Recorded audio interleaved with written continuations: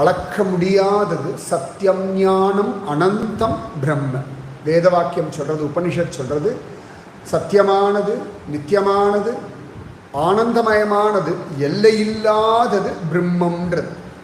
அந்த எல்லையில்லாத பிரம்ம தத்துவத்தை நமக்கு புரிய வைக்கிறா, நமக்கு சொல்லி கொடுக்கிறா, நம்மளை அனுபவிக்க வைக்கிறான்னா இப்போ குரு தத்துவத்தை எப்படி சொல்ல முடியும்? எல்லையில்லாத பிரம்மானந்தம், எல்லையில்லாத பிரம்ம விஷயம் சம்சாரிகளான நமக்கு புத்தியில உரைக்கும்படியாக கொண்டு வந்து தரா இல்லையா?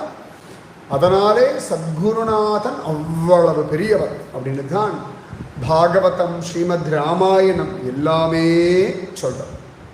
அப்போ அந்த குரு கிருபை நம்ம வாழ்க்கையை நடத்தின்னு இருக்கு. எப்படி கிராவிட்டி ஃபோர்ஸ் நம்ம கண்ணால் பார்க்க முடியாது, புவியீர்ப்பு விசை